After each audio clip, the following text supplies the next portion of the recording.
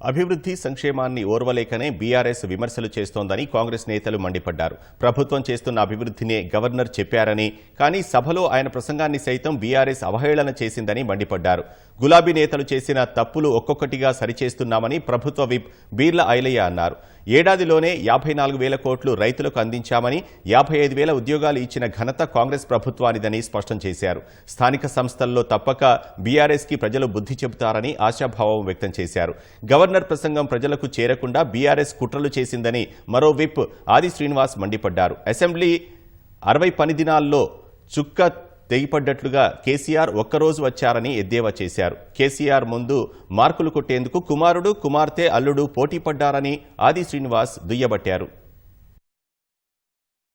ఈ చక్కటి ప్రసంగాన్ని, ఈ ప్రభుత్వ పనితీరు అద్దం పెట్టేలు ఉండేటువంటి ఈ ప్రసంగాన్ని ప్రజలకు చేరనీయకుండా చూడాలని చెప్పని కుట్ర పన్నినటువంటి కల్వకుంట్ల ఫ్యామిలీ ఆడింది ఆట, పాడింది పాటలాగా వారి కనుసైగలతోటి ఇష్టానురీతంగా వారు మాట్లాడిన మాటలు, వారు మాట్లాడినటువంటి తీరు చూస్తే తెలంగాణ సమాజం అసహించుకోవడం ఖాయమన్నమాట ఈ సందర్భంగా చెబుతూ, ఈ రాష్ట్రంలో ప్రజల అభ్యున్నతి కోసం పాటుపడేటువంటి గవర్నర్ గారి ప్రసంగం, ఈ ప్రభుత్వ పనితీరును ఈరోజు విమర్శించేటువంటి సందర్భాన్ని మేము తీవ్రంగా తప్పడుతూ, ఇక్కడేదో కేటీఆర్ గారు కళ్లబొల్లి కబుర్లు చెప్తూ రైతులపైన, యువతపైన, నిరుద్యోగులపైన కపట ప్రేమను చూపిస్తూ మొసళ్ళు కన్నీరు కారుస్తూ బీఆర్ఎస్ పార్టీ నాయకులు చేసినటువంటి వారి ప్రసంగాన్ని తీవ్రంగా మేము తప్పుపడతా ఉన్నాం.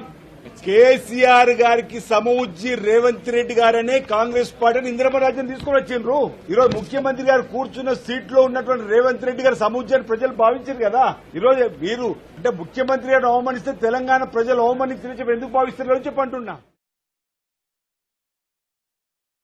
భారతదేశానికే తెలంగాణ రోడ్ మోడల్ గా కులకరణ చేపట్టి ఇలా బీసీలకు ఒక వరంగా దాన్ని చట్టబద్ధత చేసి, అదే విధంగా 30 సంవత్సరాల పోరాటం వేసి ఏబీసీ వర్గీకరణ కూడా చట్టబద్ధత చేసి ఇలా ఎన్నో సంక్షేమ పథకాలు అందిస్తున్నటువంటి కాంగ్రెస్ ప్రభుత్వాన్ని అబాసుపాలు చేయడానికి మరి మీరు మతుండి మాట్లాడుతున్నారా? ఇలా 25 లక్షల మందికి 21,000 కోట్లతోటి రుణమాఫీ చేస్తే గత 10 ఏళ్లలో మీరు ₹1,00,000 రుణమాఫీ చేయని వాళ్ళు రుణమాఫీ మీద మాట్లాడే నైతిక విలువలు మీకు లేవని చెప్పి ఇక్కడ తెలియజేస్తున్నాం.